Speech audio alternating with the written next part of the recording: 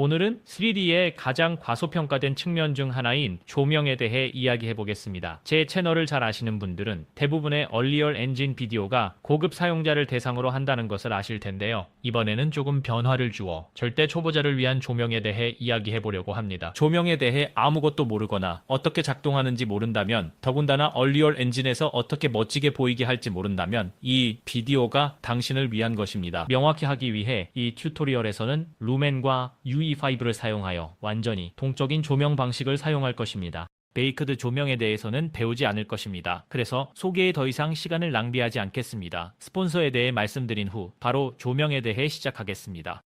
이 비디오를 후원해주신 CG 스펙트럼에게 큰 감사를 드립니다. CG 스펙트럼은 실시간 3D, 게임 개발, 애니메이션, VFX, 디지털 페인팅 분야에서 전문 온라인 과정을 제공하는 글로벌 최고 수준의 교육 제공자입니다.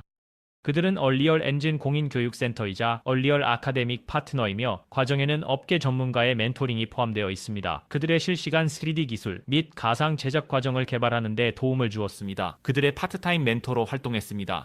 여기 재학생들 중 몇 명의 예시가 있습니다. 만약 업계 멘토의 도움을 받아 얼리얼 엔진을 배우는 것에 관심이 있다면 아래 링크를 확인하거나 cgspectrum.com을 방문해 더 많은 정보를 확인해 보세요. 게임 및 영화 산업의 스튜디오에서 채용하는 가장 실용적이고 최신 지식, 인맥, 기술 및 업계 인식을 얻게 될 것입니다. 다시 한번 이 비디오를 후원해주신 CG 스펙트럼에 감사드립니다. 이제 바로 조명 설정으로 들어가 보겠습니다. 자, 이제 얼리얼 엔진에 들어왔으니 프로젝트 설정이 올바르게 설정되어 있는지 확인해야 합니다. 그래야 모든 것이 예상대로 작동하고 루멘의 기능을 최대한 활용하여 최상의 결과를 얻을 수 있습니다. 그래서 여기 상단의 설정 탭으로 가서 프로젝트 설정을 클릭하겠습니다. 검색 세부 정보 패널에서 다이렉트 X를 검색할 것입니다. 기본 RHI가 다이렉트 X 2로 설정되어 있고 다이렉트 X 12 및 EV-SM5가 켜져 있는지 확인해야 합니다. 다음으로 렌더링 탭으로 스크롤을 내려갑니다. 여기서 루멘 섹션으로 스크롤을 내려가서 다음 프로젝트 설정이 올바르게 설정되어 있는지 확인해야 합니다. 동적 글로벌 일루미네이션을 루멘으로 설정, 어레이 조명 모드를 서피스 캐시로 설정, 소프트웨어 레이 트레이싱 모드를 디테일 트레이싱으로 설정, 섀도우 맵 방법을 가상 섀도우 맵 베타로 설정. 그리고 제가 켜두는 또 하나의 설정은 하드웨어 레이 트레이싱 지원입니다. 이 설정을 켜고 가능한 경우 하드웨어 레이 트레이싱을 사용하세요. 하드웨어 레이 트레이싱 설정은 하드웨어 레이 트레이싱이 가능한 GPU를 가지고 있을 때만 작동한다는 점을 기억하세요. 그래서 엔비디아, RTX 카드 중 어느 것이든 잘 작동할 것입니다. 만약 레이 트레이싱을 할 수 있는 GPU가 없다면 걱정하지 마세요. 세상의 끝은 아닙니다. 여전히 좋은 결과를 얻을 수 있지만 저는 레이 트레이스 그림자가 많은 경우 훨씬 더 좋아 보이기 때문에 사용하는 것을 선호합니다. 조금 후에 보시게 될 것입니다. 이 프로젝트 설정을 변경하면 엔진을 다시 시작해야 하고 모든 쉐이더를 다시 컴파일해야 합니다. 그러니 커피 한 잔을 만들어 오세요. 그러면 시작할 준비가 될 것입니다. 그래서 이것을 닫겠습니다. 이제 여기에 빈 장면이 있습니다. 그리고 얼리얼 엔진 5에서 사용할 수 있는 모든 조명에 대해 알아야 할 모든 것을 보여드리겠습니다. 첫 번째 조명을 만들기 위해서는 Place Actors 탭으로 가야 합니다. 여기 작은 조명 아이콘에서 사용 가능한 모든 조명의 목록을 볼 수 있습니다. 만약 당신의 UI가 제 것과 조금 다르다면 걱정하지 마세요. 윈도우스 탭으로 가서 레이아웃을 불러오면 됩니다. 저는 UE4 클래식 레이아웃을 사용하고 있는데 그 설정 방식이 마음에 들기 때문입니다. 저에게는 이 방식이 조금 더 잘 맞습니다. 따라서 따라하고 싶다면 제가 사용하는 레이아웃이 이것입니다. 그럼 첫 번째 조명인 방향성 조명부터 시작해 보겠습니다. 이 조명을 장면에 드래그 앤 드롭 하겠습니다. 보시다시피 여기서 회전할 때 방향성 조명은 이름 그대로의 역할을 합니다. 이것은 태양이나 달빛 또는 매우 방향성이 강한 모든 종류의 빛과 매우 유사하게 작동합니다. 방향성 조명은 보통 외부 환경이나 내부 환경에서 창문을 통해 햇빛이 비추도록 할 때 사용됩니다. 이제 루멘의 정말 멋진 점은 바로 설치만 하면 작동한다는 것입니다. 여기서 보시다시피 간접 조명이 캐릭터를 멋지게 비추고 있습니다. 만약 루멘이 비활성화되면 실제로 이렇게 완전히 검게 보일 것입니다. 하지만 루멘 덕분에 여기서 바닥에 반사되는 멋진 반사 조명을 조금 얻을 수 있습니다. 이제 여기 오른쪽에 있는 디테일 패널에서 각 조명의 설정을 선택할 수 있습니다. 그래서 여기에는 변환 탭이 있습니다. 우리는 이동성과 조명 설정을 갖추고 있습니다. 이렇게 조명의 강도를 선택할 수 있습니다. 이렇게 조명의 색상을 선택할 수 있습니다. 또는 이것을 클릭하여 색온도를 선택하고 조명을 따뜻하게 또는 차갑게 만들 수 있습니다. 이제 여기서 모빌리티라는 약간 이상한 것을 보게 될 텐데 정적, 고정, 이동 가능이라는 옵션이 있는 것을 볼 수 있습니다. 얼리얼 엔진에는 두 가지 다른 조명 방법이 있습니다. 베이크드 또는 정적 조명, 과동적 조명이 있습니다. 이번 튜토리얼에서는 베이크드 조명을 다루지 않을 것입니다. 베이크드 조명은 더 고급 때문입니다. 움직이는 부분이 훨씬 많고 잘못될 수 있는 요소도 많습니다. 저는 동적 조명을 사용하는 것을 선호합니다. 보는 그대로 결과가 나오기 때문입니다. 기본 설정만으로도 매우 잘 작동합니다. 루멘과 매우 잘 작동하며 실제로 사용하기 훨씬 쉽고 초보자에게 더 친숙합니다. 베이크드 조명에 관심이 있으시다면 여기 베이크드 조명에 대한 튜토리얼이 있습니다. 좋아요 버튼 아래에 링크를 넣어두겠습니다. 따라서 정적 및 고정 조명, 은베이크드 조명에만 사용됩니다. 이전에 이 메시지를 본 적이 있을 것입니다. 이는 조명이 정적 또는 고정으로 설정되어 있기 때문입니다. 이 메시지를 제거하려면 조명을 이동 가능으로 설정하세요. 더 나은 결과도 얻을 수 있습니다. 일부 조명은 이동 가능으로 설정하지 않으면 제대로 보이지 않습니다. 기본값은 고정이므로 새 조명을 만들 때 안전을 위해 여기서 이동 가능으로 전환하세요. 다음으로 다룰 조명은 포인트 라이트입니다. 그리고 포인트 라이트는 이름 그대로의 역할을 합니다. 정오와 매우 유사한 빛의 점입니다. 모든 방향으로 빛을 방출합니다. 빛의 방향과 마찬가지로 여기서 빛의 색상과 강도를 제어할 수 있습니다. 같은 것입니다. 다음으로 스포트라이트가 있습니다. 그리고 다시 스포트라이트는 이름이 암시하는 바를 그대로 수행합니다. 그것은 문자 그대로 스포트라이트 방식으로 빛을 방출하는 원뿔입니다. 그래서 빛이 원뿔형 패턴으로 방출되기를 원한다면 스포트라이트가 그 방법입니다. 그 스포트라이트의 디테일 패널에서 조명의 모양을 조절할 수 있습니다. 다음으로 여기에는 직접 조명이 있습니다. 이 조명은 소프트박스와 동일한 방식으로 작동하기 때문에 제가 가장 좋아하는 조명일 수 있습니다. 사진 촬영이나 영화 제작에 익숙한 분들은 소프트박스가 매우 부드럽고 확산된 조명을 제공한다는 것을 알고 계실 겁니다. 이는 인물 사진이나 어떤 종류의 영화 작업에도 매우 매력적으로 사용됩니다.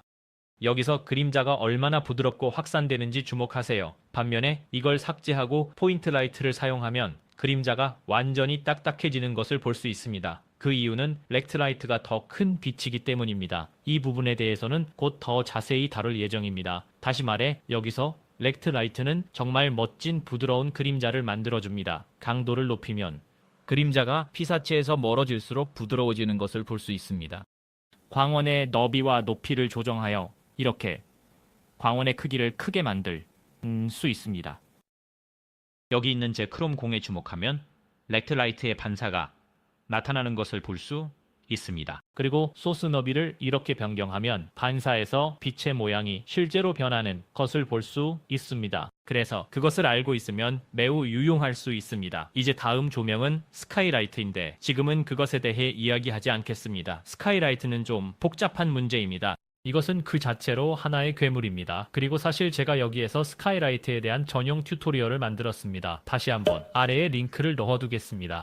이번 튜토리얼에서는 스카이라이트를 사용할 것이지만 다른 맥락에서 사용할 것입니다. 이제 제가 보여드리고 싶은 마지막 조명 액터는 HDRI 배경입니다. 만약 여기서 그것을 보지 못하더라도 걱정하지 마세요. 플러그인을 활성화하기만 하면 됩니다. 그래서 여기 설정 탭으로 가서 플러그인으로 이동한 다음 HDRI를 검색하고 이 플러그인을 활성화합니다. 엔진을 재시작하면 목록에 나타날 것입니다. HDRI 배경은 정말 멋집니다. 여기서 이렇게 드래그 앤 드롭만 하면 약간 위로 올리면 이제 하늘 조명이 나타나서 전체 장면을 아주 멋지게 비추게 됩니다. 결과적으로 여기 돔에 HDRI가 투영됩니다. 여기서 하늘을 선택하고 F키를 누르면 HDRI가 돔에 투영되는 것을 볼 수 있습니다. 여기 디테일 패널에서 큐브 맵을 오스트리치 로드, 소케이 같은 것으로 변경하고 다시 돌아가면 이제 멋진 흐린 날의 느낌이 나고 안개가 자욱한 작은 산들과 도로가 보입니다. 작은 다이아몬드를 클릭하여 투영 중심을 올리거나 내리면서 조정할 수 있습니다.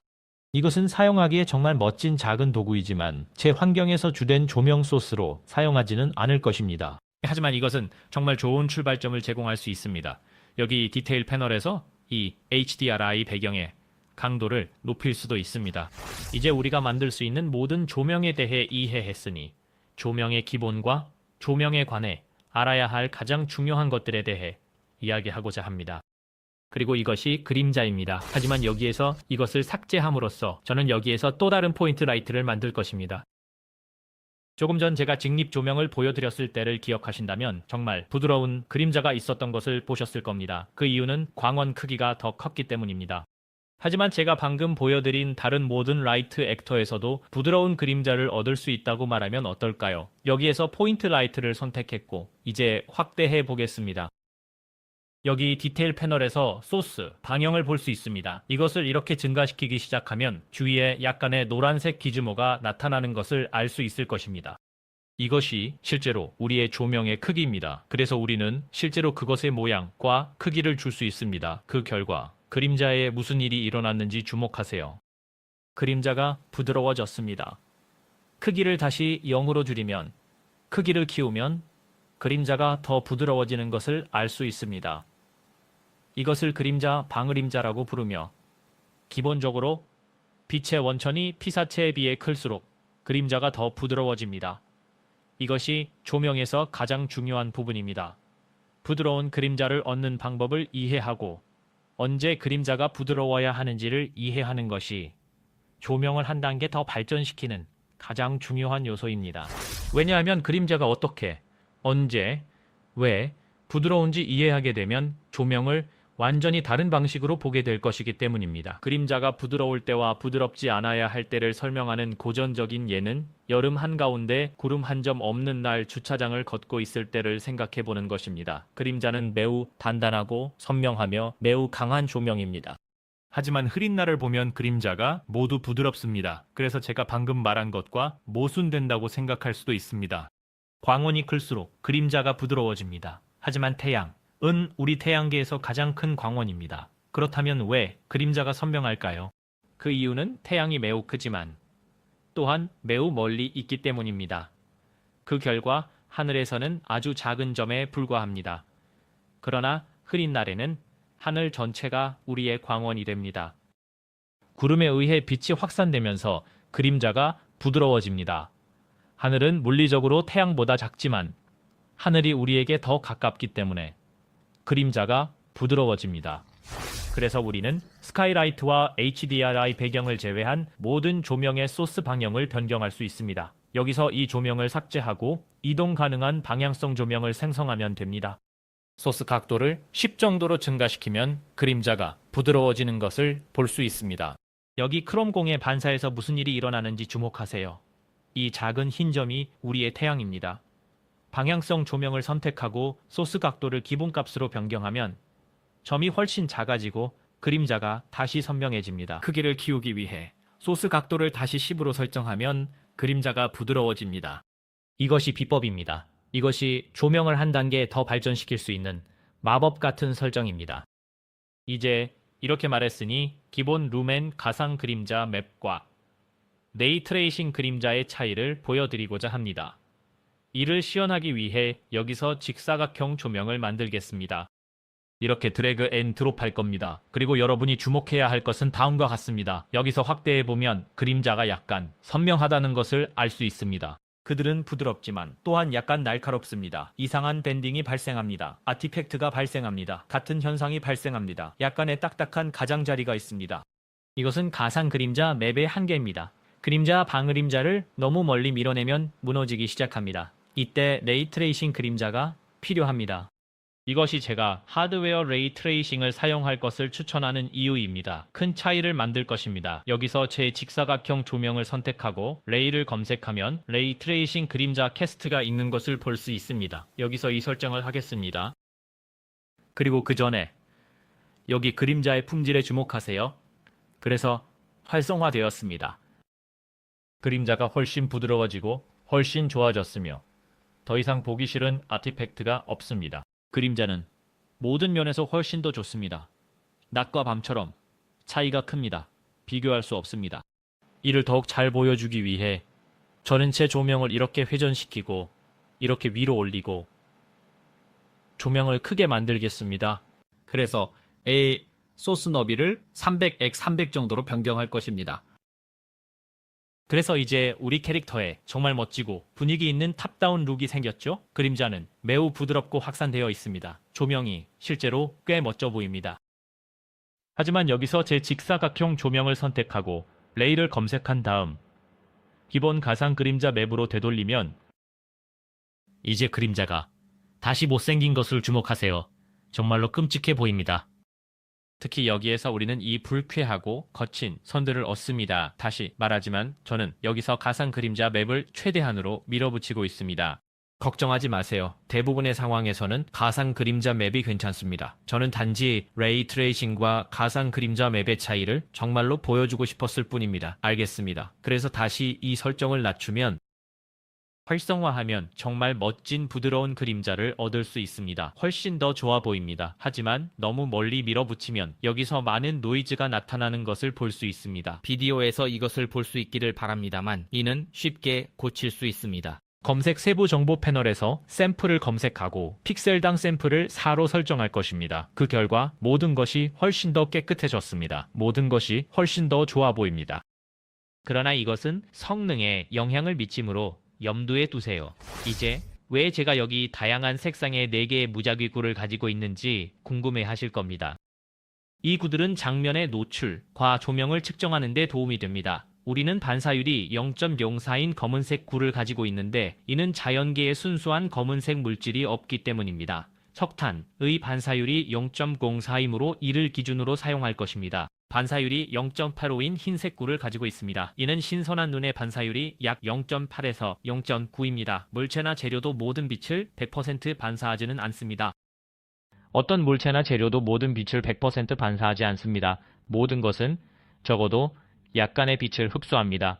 따라서 장면의 어떤 재질도 반사율 값이 1이 되지 않도록 해야 합니다. 이는 물리적으로 불가능하며 조명을 망칠 것입니다. 여기 반사율이 0.18인 회색 공이 있는데 이는 실제로 중간 회색 값입니다. 0과 1 사이의 중간 회색 값이 0.5라고 생각하시겠죠? 50% 회색 0.5 맞죠? 50% 회색 꼭 그렇지는 않습니다. 노출은 그보다 더 복잡하며 선형적이지 않습니다. 이것은 직관에 반할 수 있지만 18%, 회색은 사실상 검정과 흰색 사이의 중간 회색입니다. 이 회색공은 주어진 장면의 올바른 노출을 파악하는 데 도움이 됩니다. 최소한 정말 좋은 출발점을 제공할 것입니다.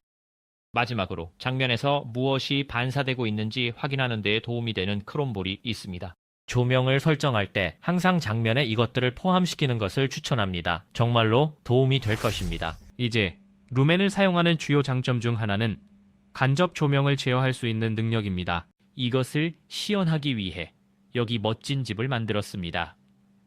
안으로 들어가 보면 여기 위쪽과 옆쪽에 약간의 간접 조명이 들어오는 것을 볼 수 있지만 그 양은 많지 않습니다. 다행히도 우리는 루멘을 사용하여 간접 조명의 양을 제어할 수 있는 3가지 방법이 있습니다. 첫 번째이자 가장 쉬운 방법은 조명을 선택하고 조명의 강도를 높이는 것입니다. 그래서 이 값을 50으로 설정하면 그 결과로 훨씬 더 많은 간접 조명이 들어오는 것을 볼 수 있습니다. 하지만 여전히 그렇게 많지는 않습니다. 다음으로 할 수 있는 일은 다시 방향광을 선택하는 것입니다. 여기에서 간접 조명 강도를 확인할 수 있습니다. 이 값을 5으로 높이면 간접 조명이 상당히 강조된 것을 볼 수 있습니다. 하지만 이것이 우리에게 남은 3번째 옵션이며 사실 대부분의 경우 이 옵션을 염두에 두어야 합니다. 루멘을 사용할 때 반사율 또는 기본 색상값, 이 빛이 반사되는 양에 직접적으로 기여합니다. 여기 이 벽을 선택하고 재질을 열면 이 재질의 기본 색상이 0.18의 값을 가지고 있는 것을 볼 수 있습니다. 이 값을 증가시키면 간접 조명이 그에 따라 강조될 것입니다. 그래서 이 값을 0.5로 설정하면 장면에 간접 조명이 훨씬 더 많이 생긴 것을 알 수 있습니다. 제가 말했듯이 기본 색상은 우리 객체의 반사율입니다. 그래서 객체가 밝을수록 더 많은 빛을 반사하게 됩니다. 이것이 실제로 재료가 작동하는 방식입니다.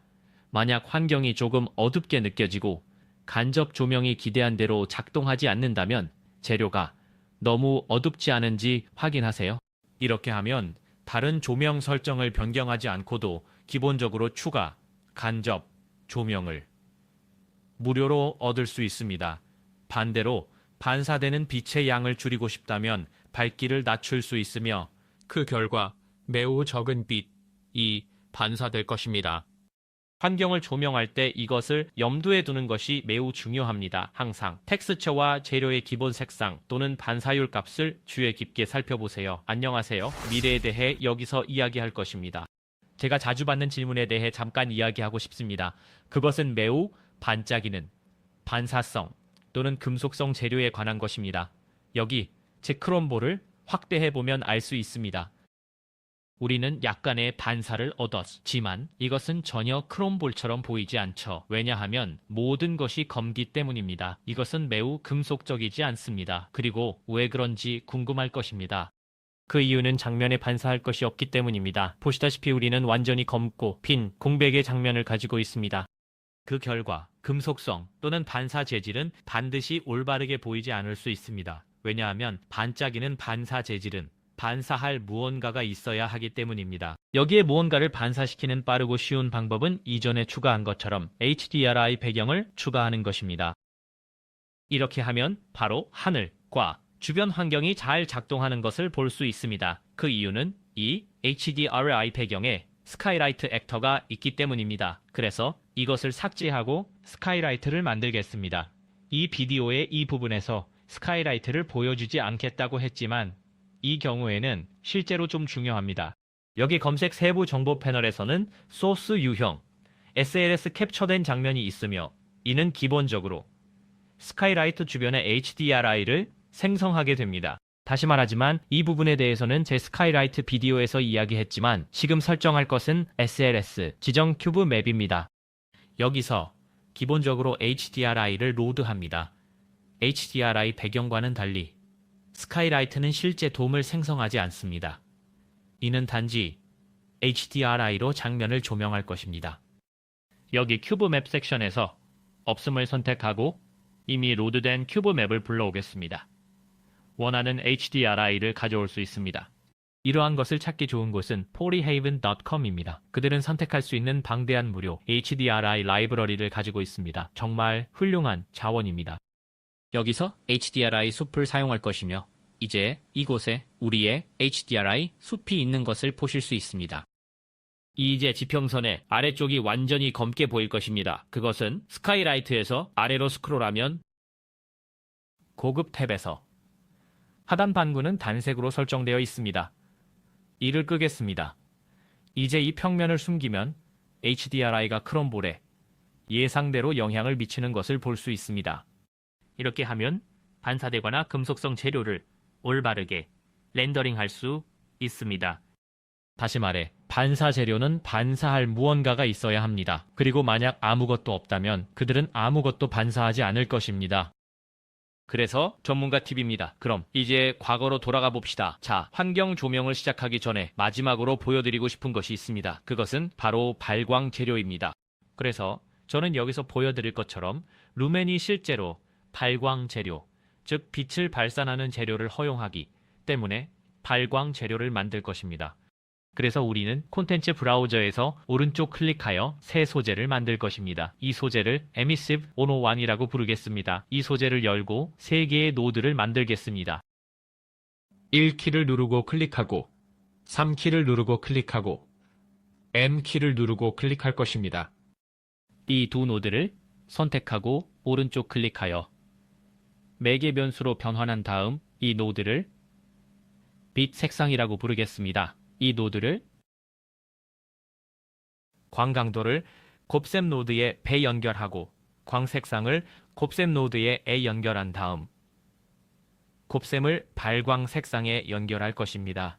광강도를 100 정도로 설정하고 광색상을 밟고 화려한 주황색 같은 터무니없는 색상으로 설정한 다음 확인을 누를 것입니다. 이제 저장을 누르겠습니다. 이 창을 작게 만들고 이 재료를 여기 있는 구 중 하나에 적용하겠습니다. 이렇게요. 그리고 이 직사각형 조명을 숨기면 이 발광 재질이 실제로 빛을 발산하고 있다는 것을 볼 수 있습니다. 실제로 그림자를 만들고 있습니다. 이것은 환경에 약간의 활력을 줄 수 있기 때문에 정말 멋집니다. 하지만 너무 많이 의존하지 않는 것이 좋습니다. 여기서 줌아웃하면, 너무 멀리 줌아웃하면 빛이 사라지는 것을 볼 수 있습니다. 또한 빛 자체가 매우 시끄럽고 얼룩덜룩하다는 것도 알 수 있습니다. 그래서 제가 말했듯이 장면 전체를 발광 재료로만 조명하는 것은 피해야 합니다. 아주 좋아 보이지는 않겠지만 그래도 이게 작동한다는 것을 보여드리고 싶었습니다. 이제 조명이 어떻게 작동하는지 원하는 방식으로 빛을 굴절시키고 형성하는 방법을 이해했으니 이제부터 이 장면 전체를 처음부터 조명할 준비가 되었습니다. 그래서 저는 앞으로 나아가겠습니다. 이 모든 조명을 삭제하고 완전히 빈 상태에서 시작하겠습니다. 그리고 보시면 생각보다 훨씬 더 쉽다는 것을 알게 될 것입니다. 그래서 저는 에픽 마켓플레이스에서 무료로 찾을 수 있는 메가찬스에 버려진 아파트 장면을 사용할 것입니다. 따라서 따라오고 싶다면 그것을 다운로드 하세요. 이제 시작하기 전에 잠시 다른 주제로 넘어가고 싶습니다.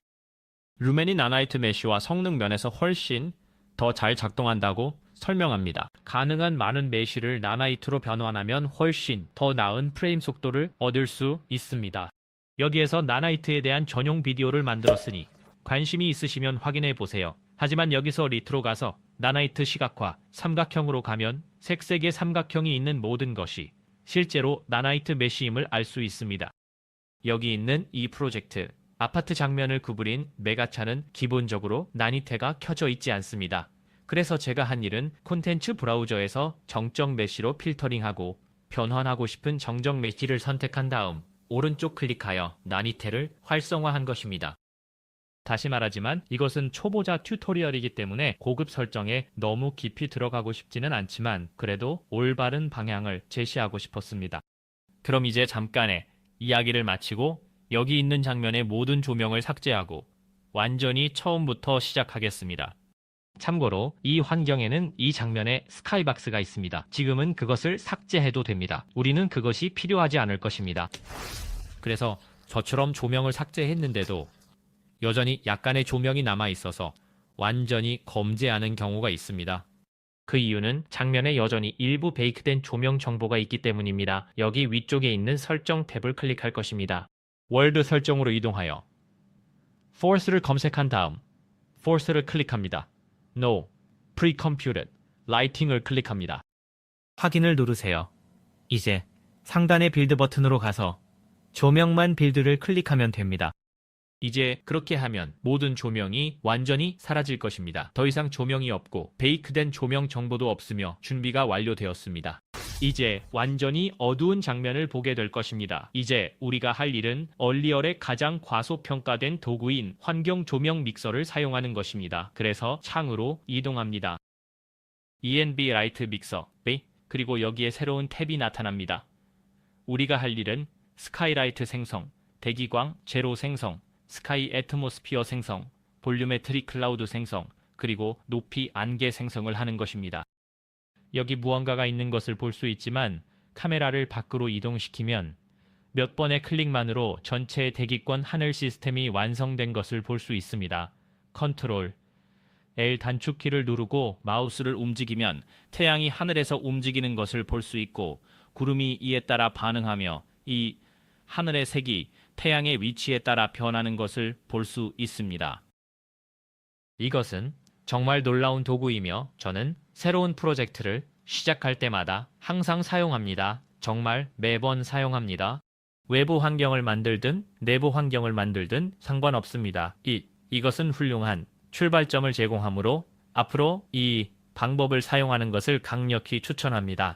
외부 환경 작업을 하고 있다면 첫 시도에서 90% 정도는 해결할 수 있습니다. 이제 여기로 내려가서 다시 우리 장면으로 돌아가겠습니다. 컨트롤 L 단축키를 사용하여 태양이 원하는 대략적인 각도로 비추도록 할 것입니다. 하지만 어디를 보고 있는지, 카메라를 어디에 두고 있는지에 따라 우리 장면의 내부가 조금 더 밝아진 것을 알 수 있을 것입니다. 하지만 카메라를 이렇게 움직이면 모든 것이 다시 어두워집니다. 그 이유는 자동 노출 때문입니다. 다음 단계는 자동 노출을 실제로 끄는 것입니다. 그것은 정말 성가시고 저는 그것을 좋아하지 않습니다. 저는 얼리얼이 제 장면의 밝기를 자동으로 조정하는 것을 원하지 않습니다. 안 돼. 나쁜 개야. 그래서 우리가 할 일은 포스트 프로세스 볼륨을 만드는 것입니다. 그리고 이것은 아마도 당신의 장면에서 가장 중요한 도구 중 하나일 것입니다. 후처리 볼륨은 장면의 노출, 일부 카메라 설정, 모든 룸앤 품질 설정, 레이트레이싱 설정을 제어하는 곳입니다. 따라서 장면에 후처리 볼륨을 포함시켜야 합니다. 참고로 앞으로는 이것을 PPB라고 부르겠습니다. 말하기 더 쉽기 때문입니다. 이제 장소 배우 탭에서 포스트를 검색한 다음 포스트 프로세스 볼륨을 장면에 이렇게 드래그 앤 드롭 할 것입니다. PPB의 실제 위치는 중요하지 않습니다. 여기 검색 세부 정보 패널에서 Unbound를 검색하고 무한 범위를 Unbound로 설정할 것입니다. 이것은 포스트 프로세스 볼륨이 레벨 내 어디에 있든지 상관없이 전체 장면에 영향을 미친다는 것을 의미합니다. 참고로 여기 있는 아이콘을 숨기고 싶다면 G 단축키를 누르세요. 이제 PPB를 선택하고 노출을 의미하는 EXP를 검색해야 합니다. 여기서 자동 노출을 비활성화할 것입니다. 이제 몇 가지를 변경해야 합니다. 측광 모드, 이것을 수동으로 설정할 것입니다. 이제 화면이 완전히 검게 변할 것입니다. 괜찮습니다. 걱정하지 마세요. 다음으로 물리적 카메라 노출 적용을 확인하고 이것을 꺼야 합니다. 이제 이렇게 하면 자동 노출을 쉽게 비활성화할 수 있습니다. 이제 카메라가 어디를 보든지 간에 화면이 더 밝아지지 않습니다. 그건 좋은 일이에요. 우리는 얼리얼이 그걸 대신해 주길 원하지 않아요. 하지만 너무 어두워요. 분명히 루멘이 우리에게 아무런 효과를 주지 않는 것처럼 보입니다. 왜 그럴까요? 하늘이 실제로 잘 노출되어 있는 것을 볼 수 있습니다. 그렇죠? 하늘이 멋지게 보입니다. 정말 환상적입니다. 이게 이상하게 들릴 수도 있지만 실제 카메라가 정확히 이렇게 작동합니다. 여기 이 예시를 보면 만약 실내에 있다가 밖에 무언가를 사진 찍으려고 하면 밖에 맞춰 노출을 설정하면 집이나 아파트 내부는 완전히 노출 부족 상태가 될 것입니다. 대안적으로 창문 안쪽에 노출을 맞추려고 하면 창문이 완전히 날아가서 너무 밝게 과다 노출될 것입니다. 이것이 실제 카메라의 동작 방식입니다. 카메라는 매우 밝은 영역과 매우 어두운 영역을 모두 포착할 수 있는 다이내믹 레인지가 없기 때문입니다. 따라서 노출을 이해하는 것은 조명 담당자로서 매우 중요합니다.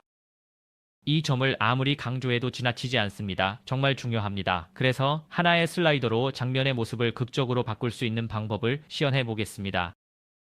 빛의 방향을 선택하고 밝기를 높일 필요는 없습니다. 네, 그렇게 하면 되지만 그렇게 할 필요는 없습니다. 그렇게 하면 다른 모든 조명의 밝기가 약간 어긋나기 때문입니다. 장면에 여러 조명 시스템이 있는 경우 모든 설정을 기본값으로 두고 포스트 프로세스 볼륨에서만 변경할 것입니다. 여기서 노출 보정 슬라이더를 변경하고 천천히 증가시킬 것입니다. 이제 보게 될 것입니다. 이것은 전후 비교입니다. 노출 슬라이더 하나만 조정했을 뿐 조명의 기본 설정은 전혀 변경하지 않았습니다. 그냥 정말 잘 작동합니다. 딱 그렇게요. 이제 루멘이 간접 조명으로 아파트의 나머지 부분을 밝히면서 모든 어려운 작업을 대신해주고 있습니다. 여기 보세요. 빛이 문을 통해 비치고 있습니다. 여기 맞고 튀어 올라가서 나머지 장면을 밝히고 있습니다. 정말 환상적입니다.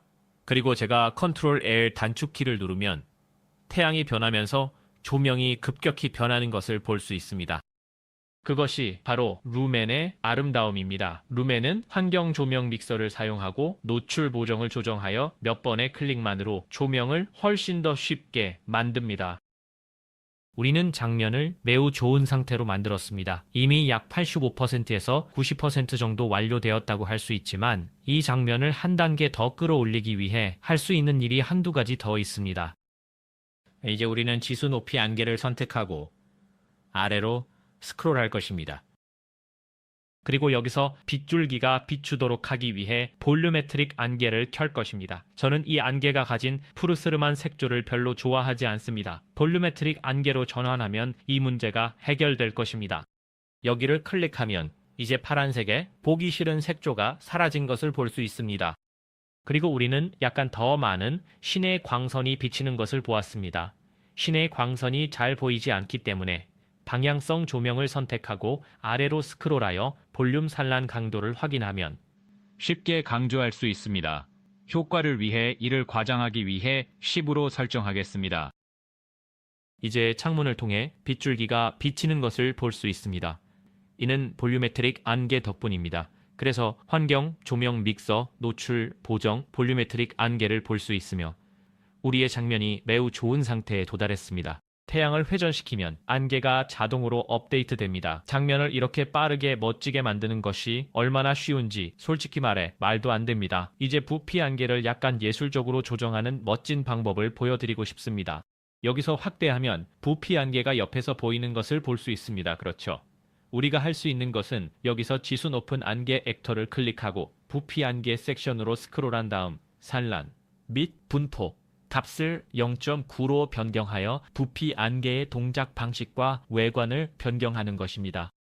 그리고 처음 반응은 오, 안 돼. 우리 신광선이 사라졌어일 수 있습니다. 하지만 꼭 그렇지는 않습니다. 단지 다르게 보일 뿐입니다.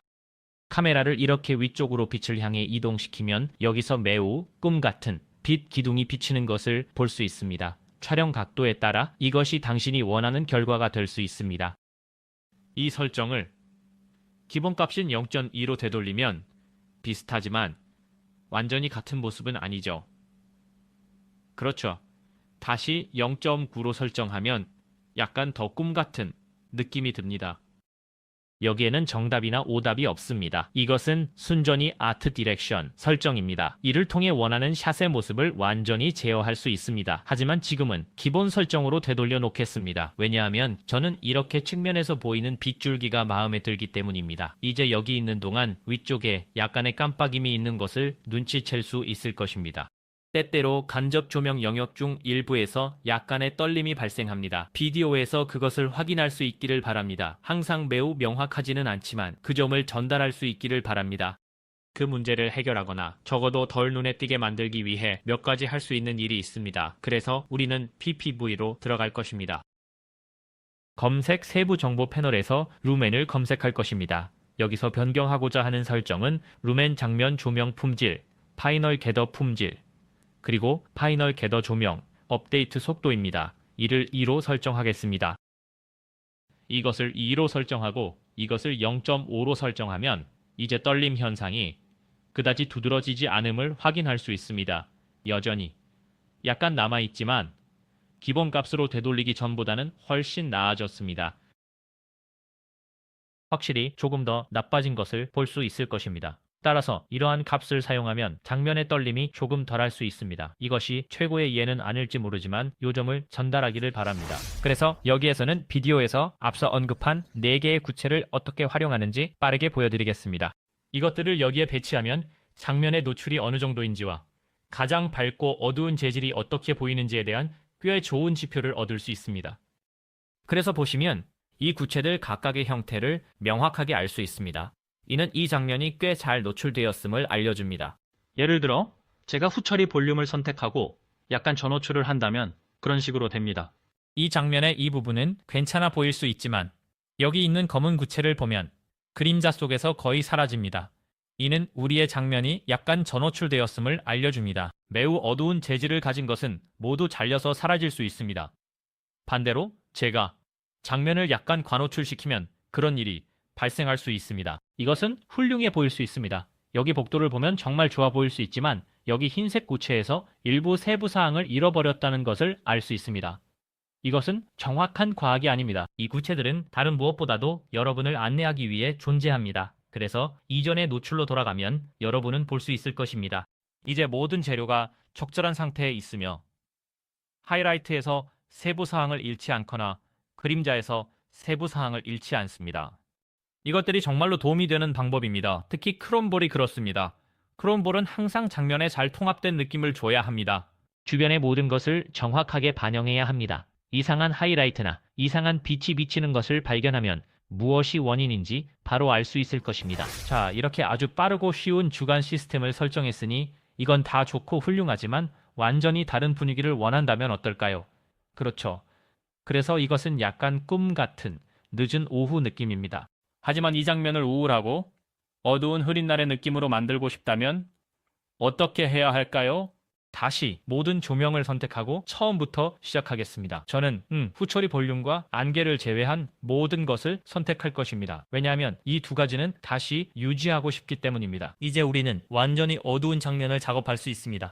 지금 우리가 할 일은 HDRI 배경을 만들고 이렇게 장면에 드래그 앤 드롭하는 것입니다.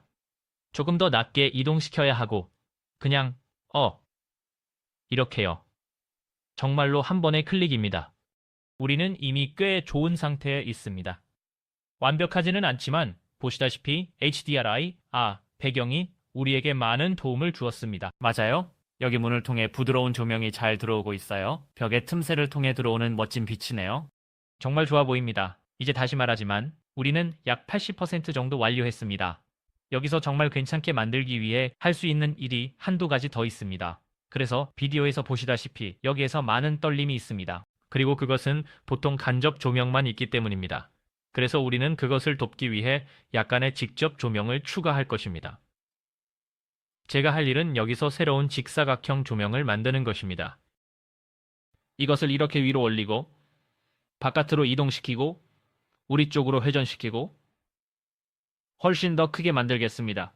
그래서 200 곱하기 200 정도 이런 식으로 이런 것처럼 그리고 아마도 조금 조정할 것입니다. 지금은 조금 밝으니까 조금 어둡게 만들겠습니다. 아래로 스크롤하세요. 강도를 1 또는 2로 설정하세요. 이것은 껐을 때입니다. 그리고 이것은 켰을 때입니다. 직사광이 잎사귀에 약간의 반사 하이라이트, 작은 반짝임을 더해주는 것을 알 수 있습니다. 이것은 사물을 조금 더 돋보이게 하는 데 도움이 됩니다. 다시 말해, 이 빛을 켜고 끄면 미묘하지만 차이가 납니다. 이 구체들을 레벨에 배치하는 것은 매우 유용하며 우리의 장면이 꽤 잘 노출되었음을 알려줍니다. 검은색 재질은 꽤 어둡지만 모든 세부 사항이 사라질 정도로 검지는 않습니다.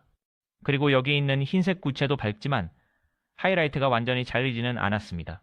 회색 볼은 우리에게 그것이 중간 지점임을 알려줍니다. 그리고 크롬 볼은 항상 그렇듯이 레벨에 있는 모든 것을 정확하게 반사합니다.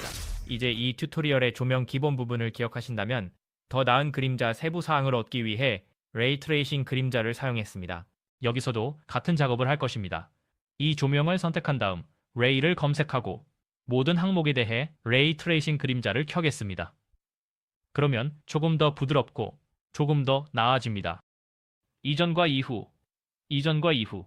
이것은 사물을 꽤 부드럽게 만듭니다. 이제 저는 제 빛을 선택하고 Alt 키를 누른 상태에서 드래그하여 빛을 복제함으로써 이 창에도 동일한 작업을 수행하겠습니다. 여기로 이동한 다음 이렇게 회전시킬 겁니다. 그리고 빛을 조금 더 작게 만들고 기본 크기로 되돌린 다음 적당한 지점을 찾을 겁니다. 이런 식으로요. 그런 것 같아요. 꽤 좋아 보입니다. 여기 옆에서 들어오는 약간의 추가 빛이 들어오는 것이 좋습니다. 꽤 좋아 보입니다. 이제 여기 문 쪽에서 한 번 더 해보겠습니다. 여기 문을 통해 조금 더 빛이 들어오게 하려는 것입니다. Alt 키를 누르고 드래그 하세요. 그리고 이 조명을 장면의 문 바로 밖으로 옮기겠습니다. 이렇게요. 복도로 가서 이게 어떻게 보이는지 확인해 보세요. 이런 식으로 말이죠. 됐어요. 전후 비교입니다. 사실 이 빛을 조금 어둡게 만들 수도 있어요. 여기서는 제 취향에 비해 조금 강하거든요. 그래서 밝기를 1로 설정할게요. 이것은 꺼져 있고 이것은 켜져 있습니다. 그래서 조금만 도움이 됩니다. 자, 됐습니다. 이제 분위기를 좀 더 살리기 위해 이 조명을 선택하고 최적 산란 강도를 100처럼 높은 값으로 설정하겠습니다. 이건 너무 많을 수 있어요.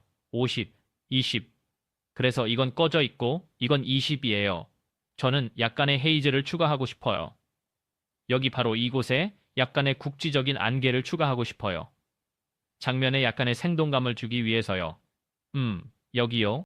그리고 이렇게 두세 개의 직사광 조명과 하나의 HDRI 배경으로 흐린 날씨 장면이 꽤 잘 나왔습니다. 지금 아주 좋은 상태에 있습니다. 제 말은 조명이 복잡할 필요는 없다는 것입니다. 여러분은 사용 가능한 도구들에 대해 알기만 하면 됩니다. 정말 그게 전부입니다. 자, 여러분, 이제 얼리얼 엔진에서 조명을 시작하는데 필요한 모든 것을 배웠습니다. 여러분, 이 강의가 길었던 것을 알고 있습니다. 요즘 제 비디오 대부분이 정말 길어졌어요. 왜 그런지 잘 모르겠지만 어쩔 수 없죠. 이 비디오가 도움이 되셨기를 바랍니다. 도움이 되셨다면 구독과 좋아요를 눌러주세요. 시청해주셔서 정말 감사합니다. 그리고 항상 즐거운 렌더링 되세요.